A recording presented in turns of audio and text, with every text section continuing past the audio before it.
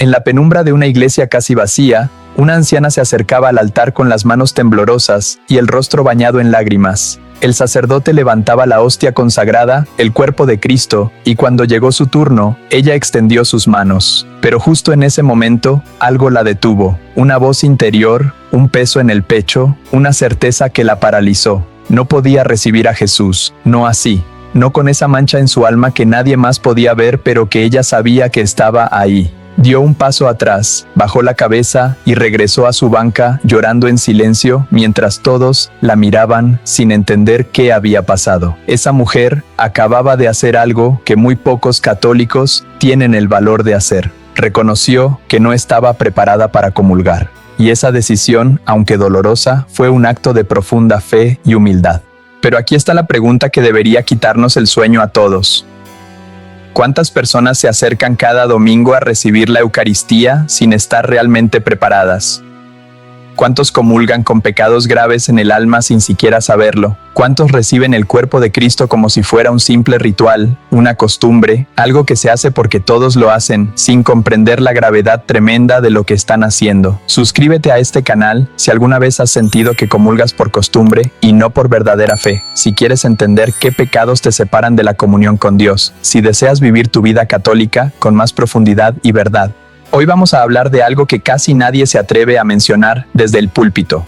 Vamos a hablar de los 7 pecados que te impiden comulgar. Esos pecados que muchos sacerdotes no explican claramente, que muchos católicos desconocen o ignoran, y que están causando un daño espiritual silencioso, pero devastador en la iglesia. Porque recibir la Eucaristía en estado de pecado mortal no es un asunto menor. No es algo que Dios pase por alto, es una profanación, es un sacrilegio, y las consecuencias son más graves de lo que te imaginas. San Pablo lo dijo con claridad absoluta en su primera carta a los Corintios: el que come el pan o bebe la copa del Señor, indignamente será reo del cuerpo y de la sangre del Señor.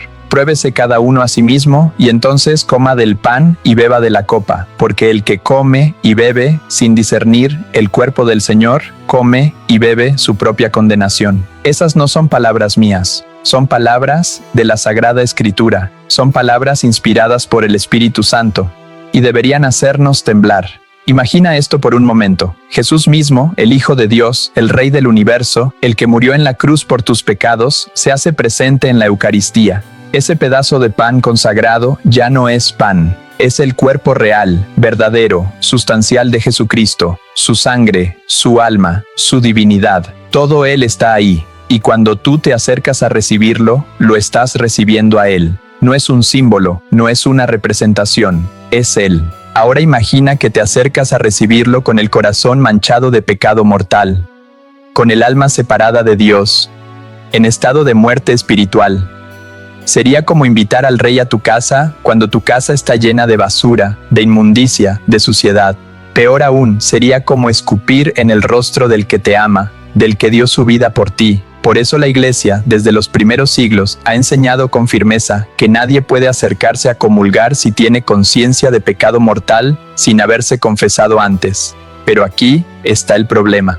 La mayoría de los católicos no saben qué es un pecado mortal. No saben cómo identificarlo.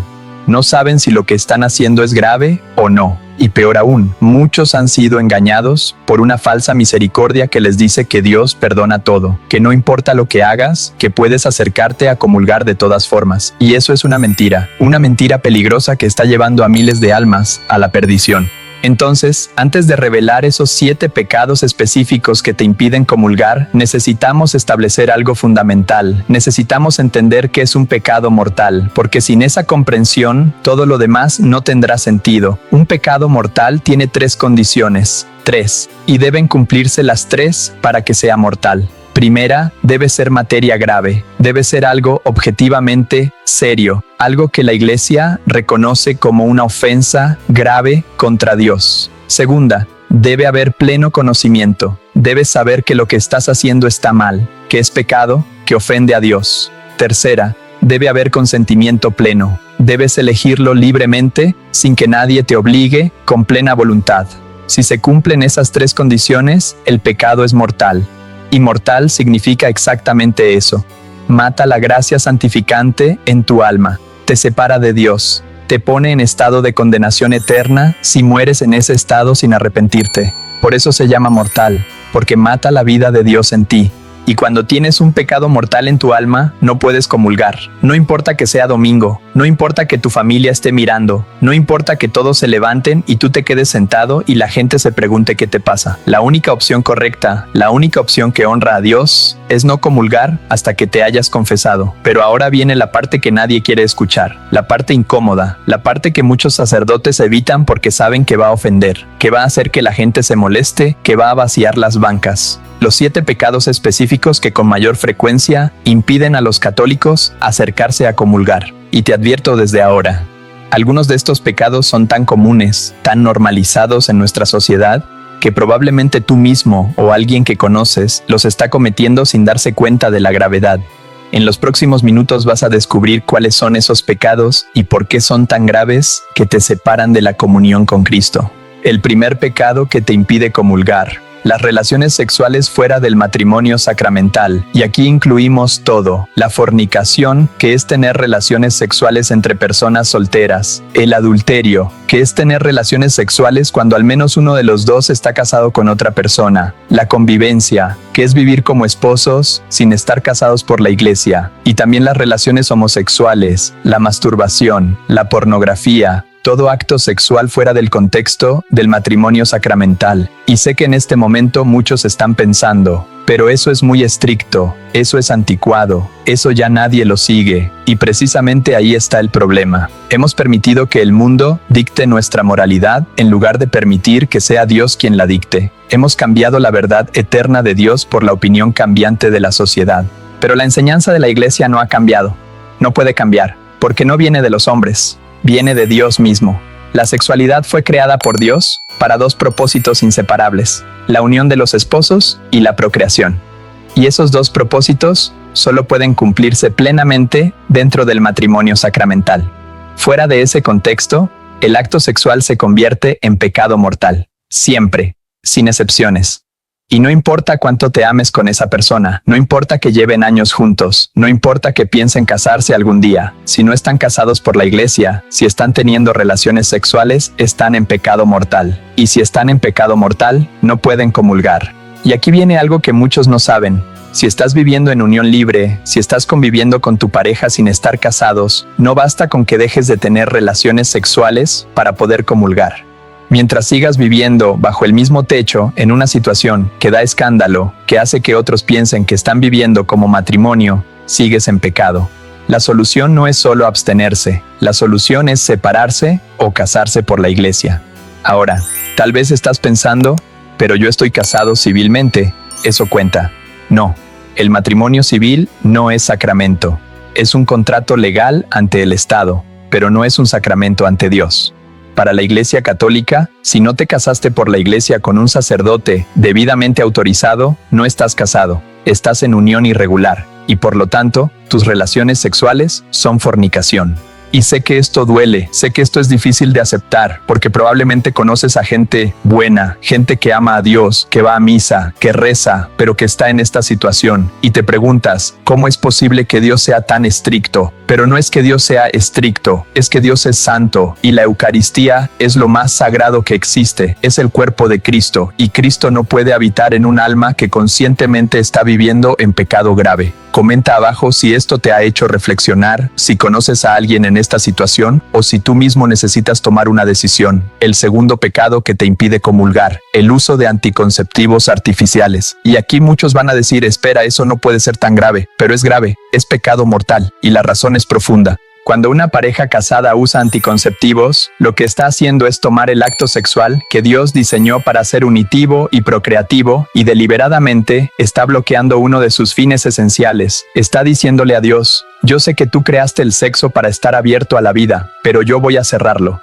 yo voy a controlarlo, yo voy a decidir cuándo y cómo, y eso es una forma de orgullo, es poner nuestra voluntad por encima de la voluntad de Dios, es actuar como si nosotros fuéramos los dueños de la vida cuando en realidad Dios es el único dueño y autor de la vida. La Iglesia enseña claramente en la encíclica Humanae Vitae que todo acto matrimonial debe permanecer abierto a la transmisión de la vida. Esto no significa que tengas que buscar tener hijos cada vez que tengas relaciones. Significa que no puedes cerrar artificialmente esa posibilidad. Hay métodos naturales de planificación familiar que respetan el diseño de Dios, que permiten espaciar los embarazos cuando hay razones serias para hacerlo, sin bloquear artificialmente la fertilidad. Esos métodos no son pecado, pero la píldora, el condón, el DIU, la vasectomía, la ligadura de trompas, todos esos son pecado mortal. Y sé que muchas parejas católicas usan anticonceptivos. Sé que muchos sacerdotes no hablan de esto. Sé que en los confesionarios muchas veces se minimiza, pero la enseñanza de la Iglesia es clara. Y si estás usando anticonceptivos, estás en pecado mortal. Y si estás en pecado mortal, no puedes comulgar hasta que te confieses, te arrepientas sinceramente y dejes ese pecado. Ahora, tal vez estás pensando, pero mi médico me los recetó por razones de salud. Aquí hay que hacer una distinción importante. Si usas hormonas por una razón médica legítima, como regular ciclos muy irregulares o tratar una enfermedad, y el efecto anticonceptivo es secundario, no buscado, eso puede ser moralmente aceptable bajo el principio del doble efecto. Pero si los usas con la intención de evitar el embarazo, es pecado mortal. Y lo mismo con la esterilización. Si tuviste una histerectomía porque tenías cáncer, eso no es pecado. Pero si te hiciste ligar las trompas o tu esposo se hizo la vasectomía solo para no tener más hijos, eso es pecado mortal y necesitas confesarlo. Y aquí viene algo importante. Si te esterilizaste hace años, te arrepentiste, te confesaste, pero no puedes revertir la cirugía porque es médicamente imposible o muy costoso, no estás obligado a revertirla. El arrepentimiento sincero y la confesión son suficientes, pero sí debes tener el propósito de no volver a cometer ese pecado. Pronto vas a entender por qué tantos católicos están comulgando indignamente sin saberlo. El tercer pecado que te impide comulgar: la práctica del aborto o cooperar en él. Este es uno de los pecados más graves que existen. La Iglesia lo considera un crimen abominable. Y no solo la persona que se hace el aborto comete pecado mortal, sino también todos los que cooperan. El médico que lo realiza, la enfermera que asiste, el esposo o novio que presiona, los padres que obligan, el que paga por él, el que lleva a la mujer a la clínica, todos están cometiendo pecado mortal. Y no solo eso. El aborto lleva consigo una pena canónica especial llamada excomunión latae sententiae. Eso significa que la persona queda automáticamente excomulgada en el momento en que comete el pecado, sin necesidad de que un obispo la declare excomulgada. Y una persona excomulgada no puede recibir los sacramentos, incluida la Eucaristía, hasta que esa excomunión sea levantada. Ahora bien, la misericordia de Dios es infinita. Y la Iglesia ha facilitado mucho el proceso de reconciliación para las mujeres que han abortado. El Papa Francisco dio a todos los sacerdotes la facultad de absolver el pecado de aborto en el confesionario y de levantar la excomunión. Antes, en muchas diócesis, solo ciertos sacerdotes podían hacerlo. Ahora cualquier sacerdote puede. Pero para que esa absolución sea válida, debe haber arrepentimiento sincero. No basta con decir lo siento porque te sientes mal emocionalmente. Debe haber un reconocimiento de que quitaste una vida inocente, de que mataste a tu propio hijo, y un dolor profundo por haber ofendido a Dios de esa manera. Debe haber un propósito firme de nunca volver a hacerlo y de no cooperar nunca más con ese pecado. Y si te has hecho un aborto o has cooperado en uno, por favor escúchame. Dios te ama, Dios te perdona, pero necesitas confesarlo, necesitas arrepentirte. No puedes seguir acercándote a comulgar como si nada hubiera pasado. Eso sería una profanación. Ve a confesarte, busca la sanación.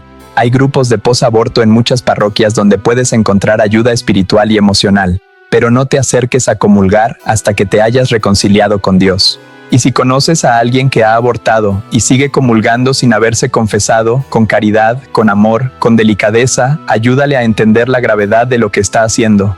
No la juzgues, no la condenes, pero tampoco permitas que siga profanando el cuerpo de Cristo. El cuarto pecado que te impide comulgar: el divorcio y segundo matrimonio sin anulación. Este es uno de los temas más dolorosos y más mal entendidos en la Iglesia hoy. Hay millones de católicos divorciados y vueltos a casar civilmente que se acercan a comulgar cada domingo sin saber que están en pecado mortal. Jesús fue absolutamente claro. Lo que Dios ha unido, que no lo separe el hombre.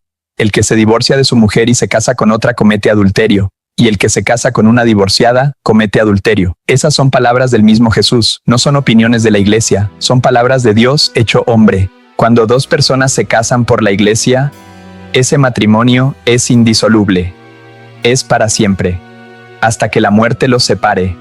Y si después se divorcian civilmente, a los ojos de Dios siguen casados. El divorcio civil no rompe el vínculo sacramental. Solo la muerte lo rompe. Entonces, si te divorcias y te vuelves a casar civilmente, aunque pienses que tu primer matrimonio terminó, aunque tengas los papeles del divorcio, ante Dios sigues casado con tu primera esposa o primer esposo. Y si estás teniendo relaciones sexuales con tu nueva pareja, estás cometiendo adulterio. Estás en pecado mortal. Y por lo tanto, no puedes comulgar. Ahora, aquí hay que hacer una distinción muy importante. La Iglesia reconoce que a veces un matrimonio es nulo desde el principio. Eso significa que, aunque se celebró la ceremonia, por alguna razón grave no fue un matrimonio válido. Por ejemplo, si uno de los dos no tenía intención de ser fiel, o no quería tener hijos, o fue obligado a casarse, o estaba tan inmaduro emocionalmente que no podía asumir las responsabilidades del matrimonio, ese matrimonio puede ser declarado nulo. La nulidad no es un divorcio católico, no es disolver un matrimonio, es declarar que nunca existió un matrimonio válido. Y si obtienes una declaración de nulidad del tribunal eclesiástico, entonces eres libre para casarte de nuevo por la Iglesia. Y si te casas válidamente la segunda vez, puedes comulgar sin problema. Pero si no tienes una declaración de nulidad, si sigues casado sacramentalmente con tu primer cónyuge y estás viviendo con otra persona, estás en adulterio y no puedes comulgar. Ahora, sé que esto es doloroso. Sé que hay situaciones muy complicadas. Sé que hay personas que fueron abandonadas, que sufrieron abuso, que hicieron todo lo posible por salvar su matrimonio y no pudieron. Y sé que después encontraron a alguien más, se enamoraron, formaron una nueva familia, tienen hijos y ahora me estás diciendo que están en pecado mortal. Sí, eso es exactamente lo que estoy diciendo. No porque yo sea cruel, sino porque esa es la enseñanza de Cristo. Y la Iglesia no puede cambiarla. No importa cuánto duela, no importa cuántas personas estén en esa situación. La verdad no cambia, pero hay esperanza. Si estás en esta situación, tienes opciones. Primera, puedes buscar una declaración de nulidad de tu primer matrimonio. Muchas personas piensan que es muy difícil o muy caro, pero no lo es. Habla con tu párroco, él te puede guiar en el proceso. Y si tu primer matrimonio es declarado nulo, puedes casarte por la Iglesia con tu pareja actual y volver a comulgar. Segunda opción. Si no puedes obtener la nulidad porque tu primer matrimonio fue válido, entonces tú y tu pareja actual pueden vivir como hermano y hermana. Es decir, pueden seguir viviendo juntos para cuidar a sus hijos, pero deben abstenerse completamente de relaciones sexuales. Y deben vivir de tal manera que sea evidente para todos que no están viviendo como marido y mujer. Si hacen esto, pueden comulgar. Sé que esto suena imposible. Sé que es un sacrificio enorme. Pero si de verdad amas a Jesús, si de verdad crees que Él está presente en la Eucaristía, entonces ningún sacrificio es demasiado grande. Los santos hicieron sacrificios mucho mayores. Tú también puedes. Y si no estás dispuesto a hacer ese sacrificio, entonces al menos sé honesto. No te acerques a comulgar. No profanes el cuerpo de Cristo. Puedes seguir yendo a misa. Puedes rezar. Puedes participar en la vida de la Iglesia. Pero no comulgues. Dentro de un momento vas a descubrir los 3 pecados restantes y algunos te van a sorprender porque son más comunes de lo que piensas. El 5.º pecado que te impide comulgar: el odio, el rencor y la falta de perdón. Jesús fue absolutamente claro en esto. Si estás presentando tu ofrenda en el altar y allí recuerdas que tu hermano tiene algo contra ti, deja tu ofrenda allí delante del altar Ve primero y reconcíliate con tu hermano, y luego vuelve y presenta tu ofrenda. ¿Cómo puedes acercarte a recibir a Jesús, que es amor puro, cuando tu corazón está lleno de odio? ¿Cómo puedes decir que amas a Dios a quien no ves si odias a tu hermano a quien ves? San Juan lo dice claramente: el que dice que está en la luz pero odia a su hermano, está todavía en tinieblas. Y no estamos hablando de una molestia pasajera, estamos hablando de un rencor profundo, cultivado, alimentado, de un odio que te come por dentro, de una falta de perdón que se ha convertido en algo crónico en tu vida. Si tienes eso en tu corazón, estás en pecado mortal. Tal vez sea contra tu expareja que te traicionó, tal vez contra un familiar que te hirió profundamente, tal vez contra alguien que abusó de ti, tal vez contra la persona que mató a tu hijo, y piensas que tienes derecho a odiar, que tu odio está justificado. Pero Jesús no te dio permiso para odiar bajo ninguna circunstancia. Él te mandó amar a tus enemigos, bendecir a los que te maldicen, hacer bien a los que te aborrecen, orar por los que te persiguen. Y si no estás dispuesto a hacer eso, si tu corazón está cerrado al perdón, entonces no puedes comulgar.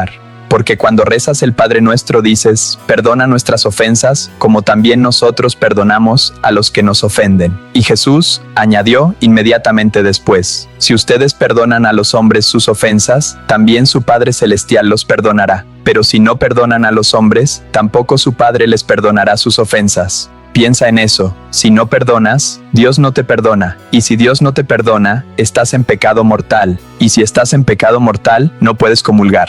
Entonces, antes de acercarte al altar este domingo, pregúntate: ¿hay alguien a quien no he perdonado? ¿Hay alguien contra quien guardo rencor? ¿Hay alguien a quien odio? Y si la respuesta es sí, antes de comulgar, tienes que perdonar. Tienes que soltar ese odio. Tienes que liberar a esa persona en tu corazón. Y no me digas que no puedes, porque con la gracia de Dios sí puedes. Pídele al Espíritu Santo que te ayude. Pídele a la Virgen María que ablande tu corazón, pero perdona, porque si no perdonas, te estás condenando a ti mismo. El sexto pecado que te impide comulgar: la falta grave de caridad hacia los pobres y necesitados. Este es un pecado que casi nadie menciona, pero está claramente enseñado en la Escritura y en la tradición de la Iglesia. Santiago lo dice con una claridad brutal: si un hermano o una hermana están desnudos y carecen del sustento diario, y alguno de ustedes les dice: vayan en paz, caliéntense y sáciense, pero no les dan lo necesario para el cuerpo, ¿de qué sirve? Así también la fe, si no tiene obras, está muerta en sí misma. Y Jesús mismo lo dice en el juicio final: tuve hambre y no me dieron de comer, tuve sed y no me dieron de beber, fui forastero y no me recibieron, estuve desnudo y no me vistieron, estuve enfermo y en la cárcel y no me visitaron. Y cuando le preguntan cuándo te vimos así, él responde: en cuanto no lo hicieron con uno de estos más pequeños, tampoco lo hicieron conmigo. E irán estos al castigo eterno. Esto significa que si tienes recursos, si tienes más de lo que necesitas, y ves a tu hermano en necesidad y cierras tu corazón, estás en pecado mortal. Si pasas junto al pobre en la calle y nunca le das nada.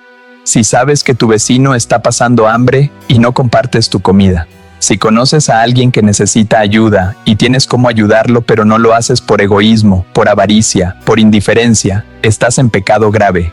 Y no estoy hablando de que tienes que dar todo lo que tienes. La Iglesia no te pide eso, a menos que Dios te llame a una vocación especial como la de San Francisco. Pero sí te pide que seas generoso, que compartas, que no vivas solo para ti, que veas a Cristo en el pobre y actúes en consecuencia. Y si vives en la abundancia, si tienes 2 casas, 3 carros, lujos de todo tipo, y nunca das nada a los pobres, nunca ayudas a nadie, nunca compartes tu riqueza, estás en pecado mortal. Y no puedes acercarte a comulgar, porque la Eucaristía es un acto de comunión. Comunión con Cristo y comunión con el cuerpo de Cristo, que es la Iglesia. Y si tú no vives en comunión con los miembros más pobres y necesitados del cuerpo de Cristo, entonces tu comunión eucarística es una mentira. San Juan Crisóstomo, uno de los grandes padres de la Iglesia, lo dijo así: ¿quieres honrar el cuerpo de Cristo? No permitas que sea despreciado en sus miembros, es decir, en los pobres que carecen de vestido. No lo honres aquí en la iglesia con telas de seda mientras afuera lo descuidas cuando pasa frío y desnudez. ¿Qué sentido tiene decorar la mesa del altar con manteles de oro si no alimentas al hambriento? Primero alimenta al hambriento y luego con lo que sobre decora el altar. Esas palabras deberían atravesarnos como espadas, porque muchos de nosotros gastamos fortunas en cosas innecesarias mientras nuestros hermanos no tienen ni para comer. Ya estamos llegando al último pecado, y es el que más católicos están cometiendo sin darse cuenta. El séptimo pecado que te impide comulgar. Faltar a misa los domingos y días de precepto sin causa grave. Este es probablemente el pecado más común y más ignorado. Millones de católicos simplemente no van a misa los domingos. Y no tienen ninguna razón seria para faltar. No están enfermos, no están cuidando a alguien enfermo, no están trabajando en algo esencial. Simplemente no van porque no les da la gana, porque están cansados, porque quieren dormir, porque tienen un partido de fútbol, porque se fueron de viaje, porque les da flojera, y eso es pecado mortal. El tercer mandamiento es claro: santificarás las fiestas. Y la Iglesia, con la autoridad que Cristo le dio, ha especificado que santificar las fiestas significa participar en la misa. No es una sugerencia, no es una opción, es una obligación grave. Y si falta a misa un domingo sin causa grave, cometes pecado mortal. Y si estás en pecado mortal, no puedes comulgar al domingo siguiente como si nada hubiera pasado. Primero tienes que confesarte. Pero aquí está el problema. Muchos católicos faltan a misa. Luego, el siguiente domingo van y comulgan sin haberse confesado. Están cometiendo un doble pecado. Primero, el pecado de faltar a misa. Segundo, el pecado de comulgar indignamente. Y no me digas que no sabías. Si te bautizaron católico, si hiciste la primera comunión, te enseñaron que tienes que ir a misa todos los domingos. Tal vez lo olvidaste, tal vez nunca le diste importancia, pero eso no te excusa. Y ahora que lo sabes, ahora que te lo estoy diciendo claramente, ya no tienes excusa. Si el próximo domingo faltas a misa sin una razón seria, estarás en pecado mortal. Y si estás en pecado mortal, no puedes comulgar hasta que te confieses. ¿Pero qué es una causa grave? Enfermedad seria que te impida salir de casa. Cuidar a alguien que está gravemente enfermo y no puede quedarse solo. Trabajo esencial que no puedes dejar. Un viaje inevitable donde no hay ninguna iglesia católica a una distancia razonable. Esas son causas graves.